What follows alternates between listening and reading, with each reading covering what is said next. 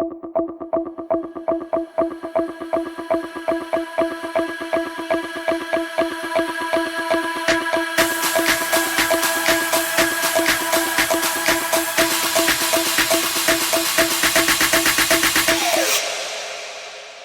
everyone, and welcome back to the latest episode of the Writers Podcast. I'm here with my guest writer today, Stephen Schneider. Hello, Stephen. How are you doing? Hi, Lou. Good. I'm doing good. How about you? Not too bad, thank you. And we have some interesting things to talk about. Not only are you a writer, you're also a father and a part-time roadie from the appearances, and you also have a wolf, I believe. Yes. I do Wow. have a So wolf. that's a tale right there by itself. But we're here today primarily to talk about your latest book, which is a YA novel, Transgression of Magic. So do you have your elevator pitch for that book? Yes. So it's book 2 of the Town Magician series, and Town Magician series is set in a fantasy world where the towns are protected by magicians, and Okay. things in the town that we focus on has a town magician name of Rory, and there's a boy named Samuel who knows that Rory is fake, and so book 1 is all about their travels to the Grand Wizard, and good things happen to Samuel. He is our hero, and it ends well. I won't give away book 2 or book 1, but it ends well for Samuel. So book 2, when that comes about, in book 1 we meet Samuel's father, and Samuel's father is the Mm, town drunk. He causes a lot of problems for Samuel. mm, And in this book, Samuel finds out some things about his father that he didn't know and didn't expect. And it sends them on another whirlwind journey to basically find out more information about his father and find out what's going on. So that's okay. basically what book 2 is about. All right. Sounds like a lot of busy things happening for poor Samuel. Yes. Yes. Samuel's life has gotten very busy since book 1. So what's the age group for this book or series? Uh, Sorry. give or take age 8, 9. I've had kids that are 7, 8 read it, and I've had some kids Hmm. that are 11, 12. So about 8 or 9 is typical. It's a chapter type of book. Okay. I do try and put in some words that maybe are a bit of a challenge at times, and I Hmm. put those words in the back so teachers and homeschool parents can look those up and encourage the kids to find out the meanings of the words they don't know. But overall, the read is pretty easy. Okay. I'm interested in one aspect of your book because you mentioned that his Samuel's father is a drunk. Given the age group, was there any issues or pushback on that?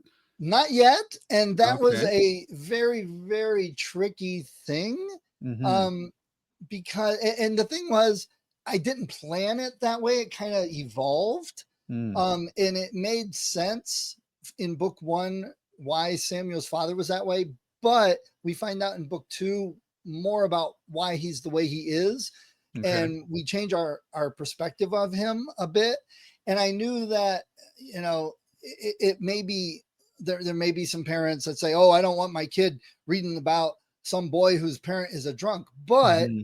unfortunately, there's a lot of 8-year-olds out there that deal with parents that drink and have that problem. And Mm. I'm of the mindset that hiding those things doesn't help anybody. That the poor Okay. kids that have to deal with it, it's not helping them. They're afraid to say anything. They think they're, oh my God, nobody else is like this except me, and I can't say anything, and my life sucks. And they grow up that way. And that's not right either. But it's also, you get the kids that don't understand that that's a real thing that happens. And I think it does not give our kids a chance to have empathy or understand, the real world. Oh, you're 18 now, suddenly you have to deal with all these adult problems, and it Right. can be overwhelming.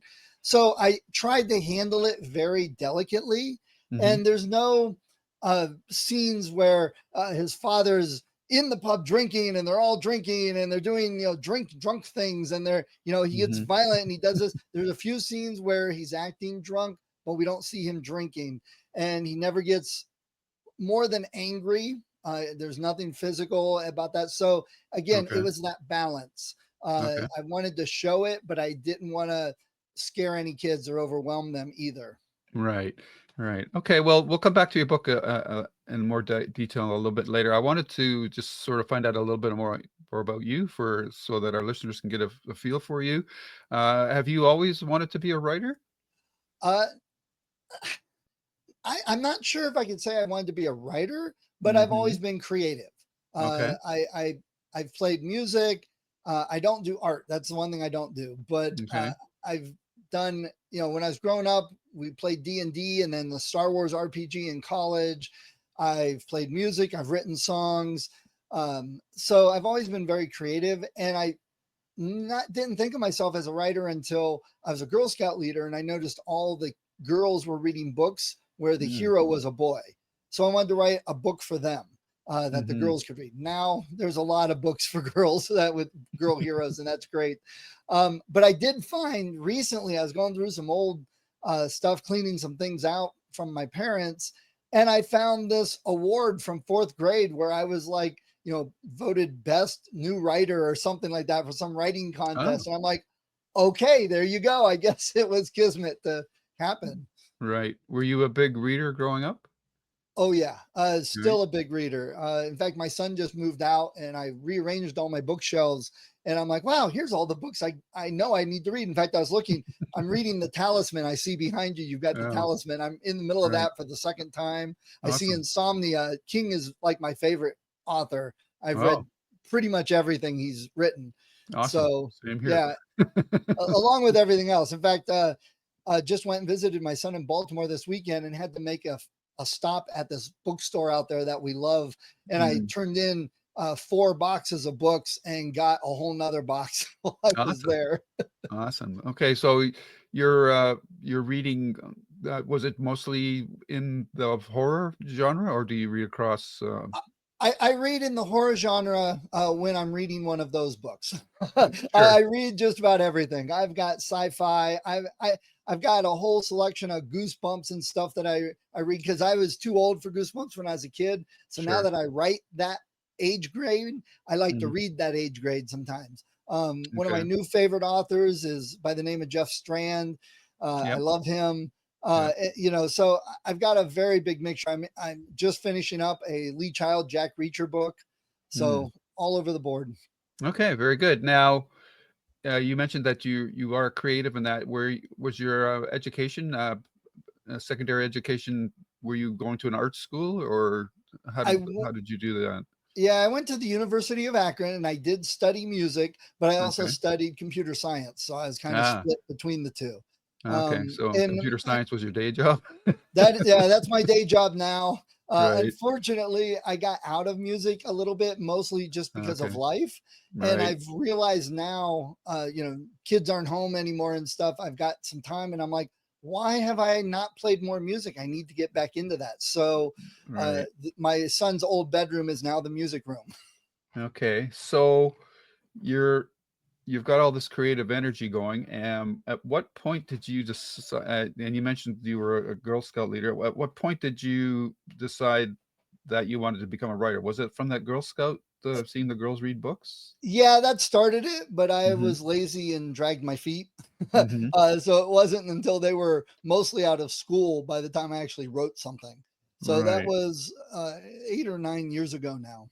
Okay. And how did you pick your first book? Was that Embracing the Magic, or No, the or not? first one you're not going to see. Oh, The first one, is that uh, on page two? That's n- the no, I didn't horror? even No? publish Oh, it. okay. Okay. Um, but Embracing the Magic was the first full series I started to release.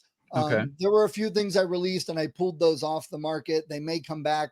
They need lots of updates and revisions. So the first Okay. one, like a lot of authors, it was kind of a superhero thing. A girl was the leader, and I had some good ideas, and I wrote, and there were a lot of times in the middle of writing it, I'm like, well, I'm not sure what to do next, but this would be cool. So I did that. And then, oh, look how great this book is. And I sent it to an editor, and it came back with so much red, you could barely read the black. Right. And I read it over and I'm like, oh, I agree. This kind of really sucks. And I Mm, pulled about half of it out and then put it aside. I'm like, I can't deal with it. There's too much I need to change, but it's still in the back of my mind. The sure. problem is the stuff I've got now, I'm much more excited about. So I don't know if I'll ever really get back to it.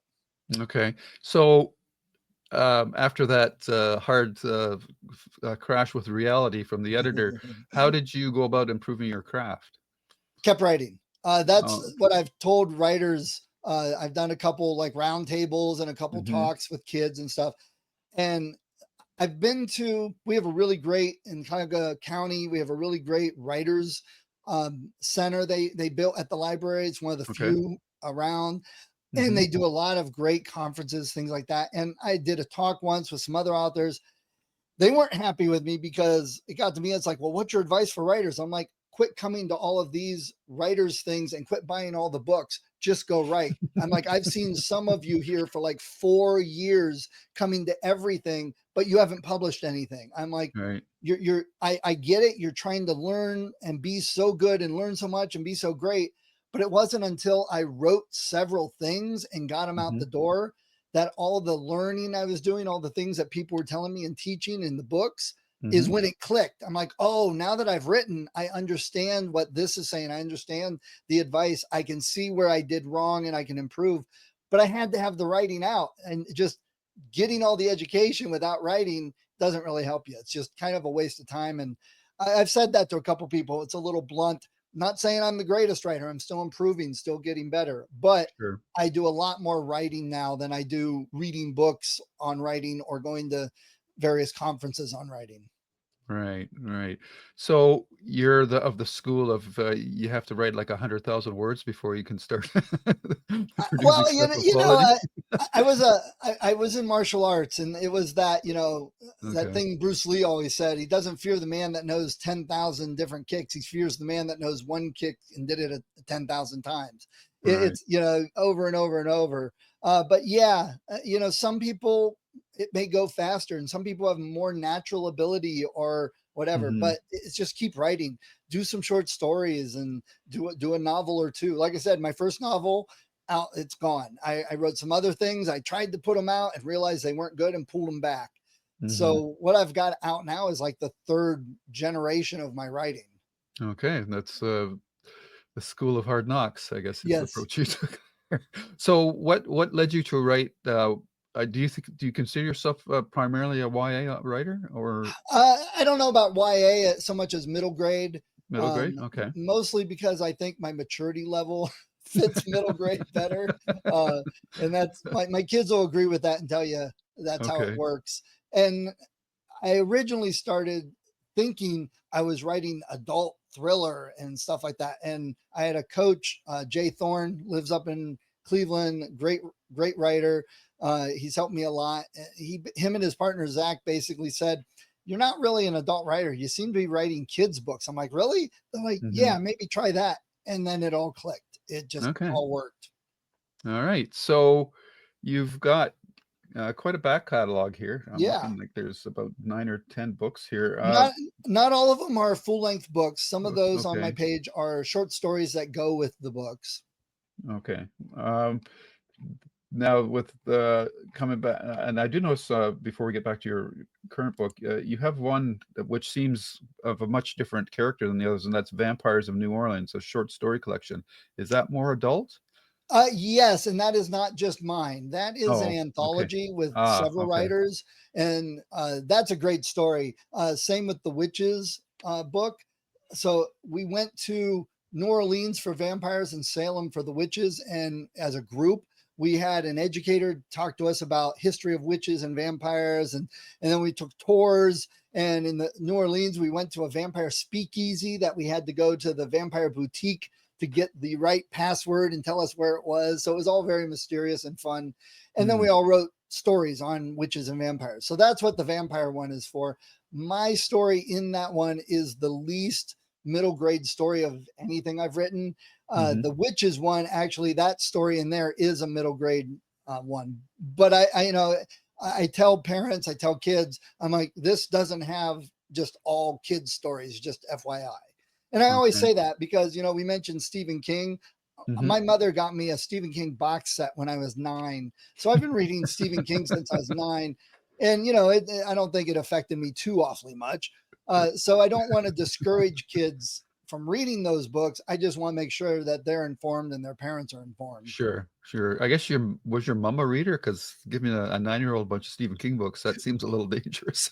That's funny. Well, my best friend, he also started reading Stephen King about the same time. Oh, okay. That's one of the things we bonded over. But no, my mother wasn't a huge reader. She always wanted to be, but Mm. now that she's retired, she reads a heck of a lot more. But she's Oh, more of a thriller writer. She likes Baldacci and people like that. all right. Baldacci's her favorite. Okay, very good. Okay, so getting back to your book, Transgression of Magic, the which is part of the second book in the Town Magician series. Well, we've gone into Samuel a bit. I forgot to ask, what age is Samuel in these stories? So I tried to put him somewhere between 10 and 12. I didn't Okay. nail it down specifically because I wanted him to be relatable to the kids that are reading. So I didn't want kids, parents especially, to say, oh, my kid's only 7. They don't want to read about a 12-year-old. Uh, so I tried to get it, he's about that age, fourth grade, maybe. Okay. Were you um, obviously the Harry Potter influence is very large in this particular Way genre. more than you think. Yeah. Have you bumped into anything about that? Any criticism of getting into that type of storytelling, or? No, actually, not. The reason I started Town Magician was because here at Kent State, we've got a yearly Wizarding World Fest, and I Okay. needed something that was wizards and fantasy so I could set up Mm, a table. So this is where Town Magician started. okay. But I haven't had anyone say, "Oh, this is like Harry Potter," and you should make something new. I'm like, come on, everything's similar or copied or Sure. whatever. But no, I haven't. I have said, well, I have had someone say, well, is this anything like Harry Potter? I'm like, it's very similar. It's a coming of age, it's wizards, it's Mhm. fantasy, it's a young boy, it's got some similarities to Harry Potter. And they said, great, I love that. And that they wanted to get it. So Cool. I think that's been the reaction more often because I think people understand if you're liking wizards and fantasy, you can't complain about all the wizards and fantasy books. That's right. I mean, it's the same thing like with uh, when people want to write fantasy series, you're always bumping against Lord of the Rings, right? It's Yeah, there's some work out there that sets the benchmark that you're always going to be bumping your head against. right. Though I Um, would say my newer stuff is a little bit more like Xanth, where it's got some comedy in it. That's okay, what I'm kind of getting towards. right. Now with the Samuel character, are you planning to age him up at all, or over the course of the series, or like how are you approaching that? Yeah, that's a good question because I've pondered and thought on that long and hard. Originally, I wanted to do like a Saturday morning cartoon series of adventures where he's always that age for 4 seasons or whatever. Okay. But the stories I have that is building to, he does need to get a little older, and there's some things going on coming up in book 3 and 4 that he needed to be a little bit older. So I'm keeping it a little nebulous, but by the time we get to book 4, he really does need to be 15, maybe Okay. somewhere in And that age range. does that story involve girls in any fashion? Actually, not so much. Ah, But what happens with him after book 3, he needs to be a little bit older, and it's more Rory in book 4 that we have to deal with. And Rory in this book, he's about 19, so oh, he actually okay. needed to be a little bit older, about 25 or so. Okay. So everybody ages up a little bit, but yeah, there is a little bit. If you know the character Clarise, and people might read book 1 and 2 and say, "Oh, well, Samuel and Clarice might get together." Well, maybe they do. Maybe that'll come about in book 4. Okay, because romance is usually the underpinning of any of all the greatest books, in my opinion. I mean, I'm not an out and out, straight romance reader, but I recognize the importance of having romance in whatever genre you're writing in. I think it just adds that extra layer of interest for readers. Yeah, and being as how these are younger fantasy, it's not very intense romance. Yeah, It's a sure. little hints and little things here and there. If you're a 14, 13, 14-year old, you should hopefully be able to relate to the Right. characters and how they feel and how they're acting at that Okay. age. So you've got book two out. Do you have an idea of how many books in the series you plan to do?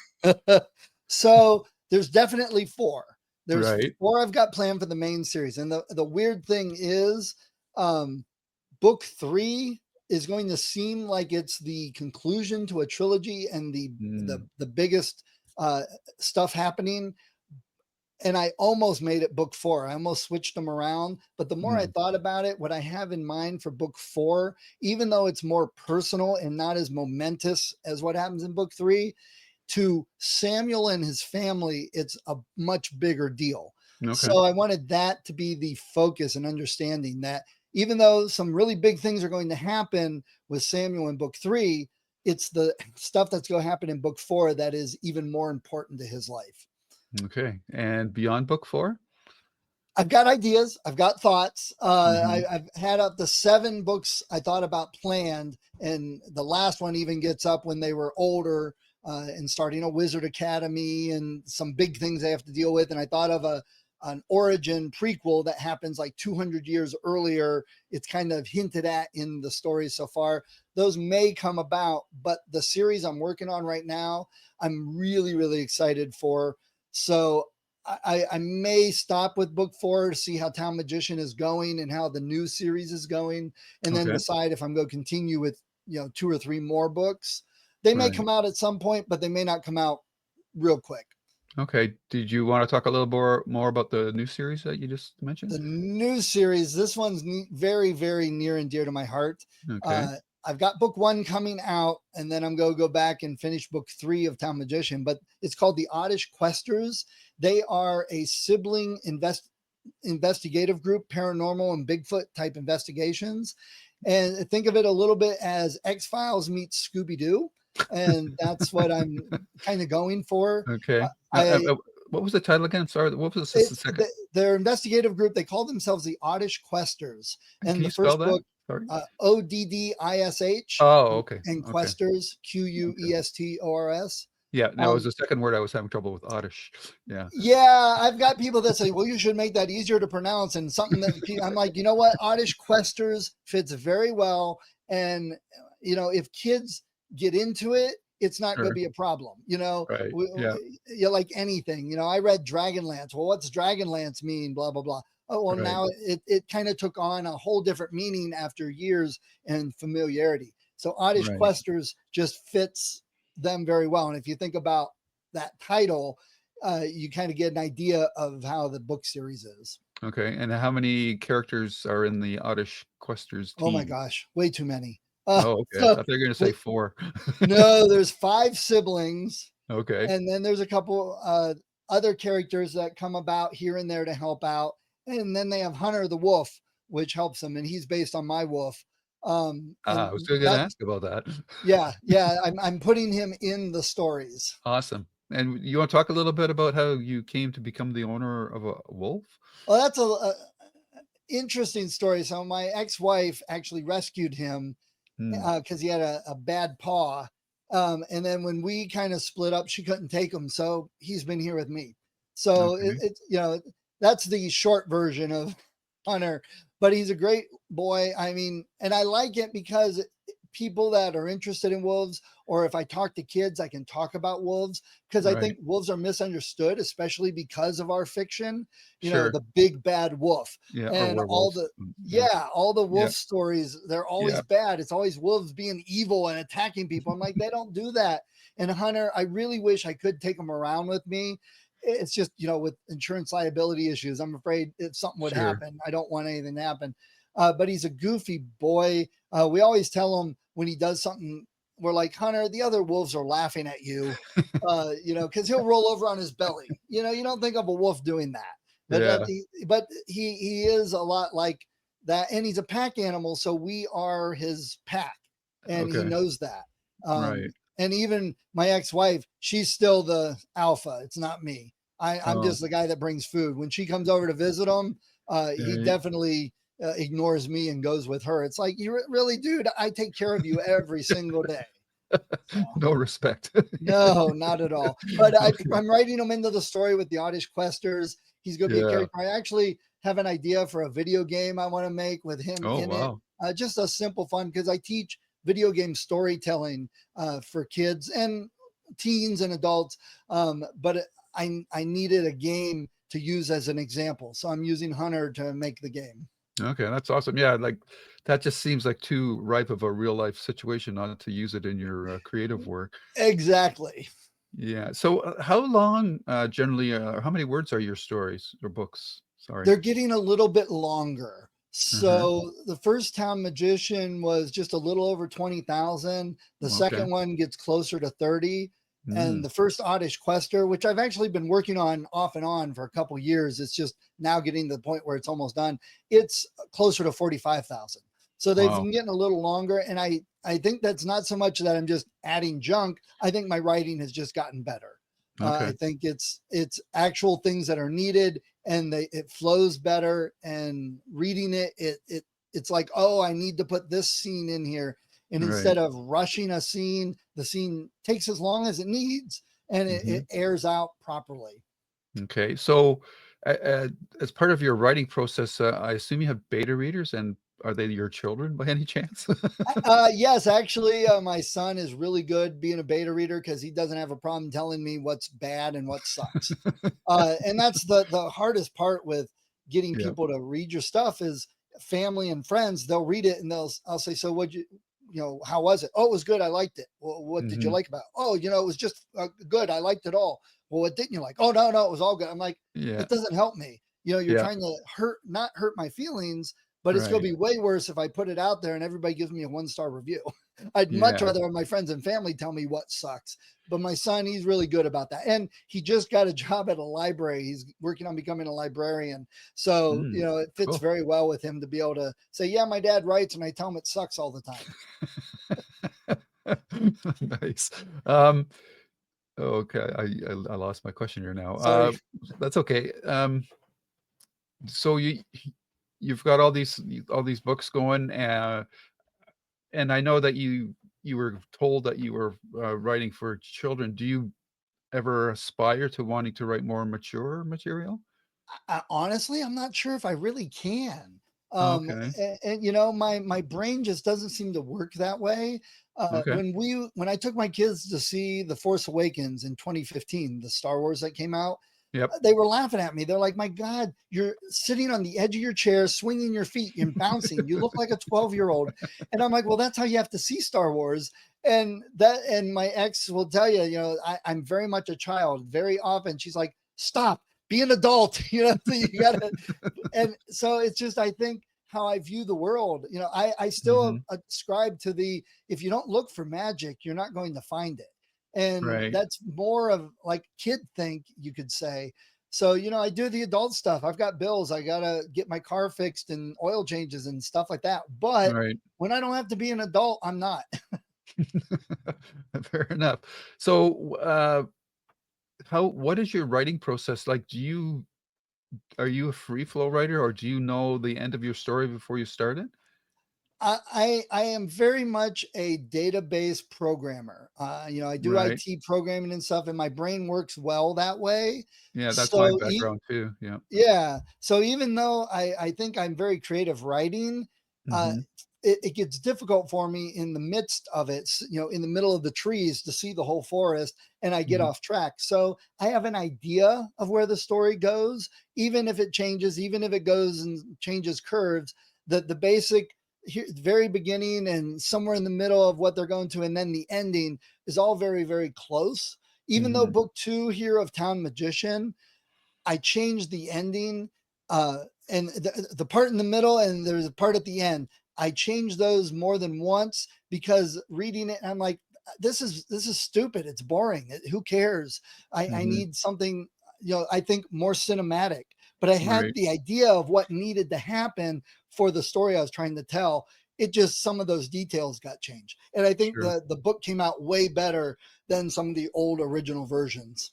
All right. So your books can be found in all the usual places, Amazon, whatnot? Yes. Yep. And on my website, I am working on putting up a store Okay. focused on for teachers and homeschool, because all my books, I put in words to know, I put in discussion questions, I put in writing prompts to encourage kids to write. You like this book, you like these characters, here's a story idea, to write for it. Right. All those things to help with the classroom and teaching and all that. So I'm trying to get a store together on my website so teachers can order the book directly from me at a discount instead of having to go through Amazon or elsewhere where they may not get the discount, or they just, it's harder to order that many with the shipping. Plus then I throw in stickers and sign them and things like that you don't get from Amazon. So yes, Amazon and Barnes and Noble, and I'm getting them up on Google Play. I'm getting audiobooks done of them. So all the links everywhere you can get it will be on the website. Audiobooks. Who's doing the audio? I'm experimenting with that. I've tried a couple of the short stories with the AI to see how it Okay. sounds and to see what people think.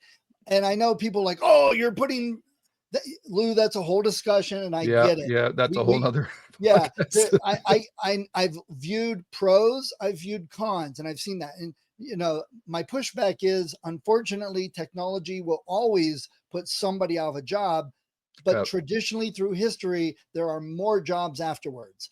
And that Right. doesn't make it easy with the AI, and I get that. But my Sure. other thinking is, I've got some stories that there are people that won't read a book, but they'll listen to a book, and my stories may be exactly what they're looking for entertainment.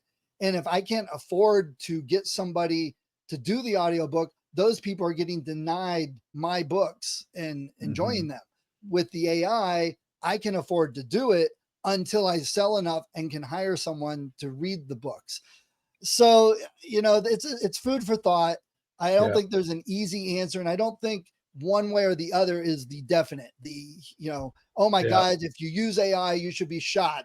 Or, oh my God, if you're backwards and you're not embracing the new AI, then you're just holding things back. Yeah, it's a Yeah. bad argument both ways.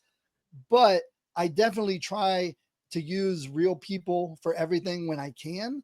And my other argument is, I've got kids listening to my book. They're embraced in the AI and the tech culture all the time. They don't know any different. They have Right. no problem listening to AI because they were 6 years old when it started. So there's competitors out there with books, not competitors, but there's other people out there with books that used AI, and their books are getting sold and they're getting known. Is that fair to me that I'm not, if I can't put books out just because of the AI? So Right. again, that's a whole argument, and I understand both sides. I'm trying to look at it both ways. I write all the books myself. I don't use AI to write them.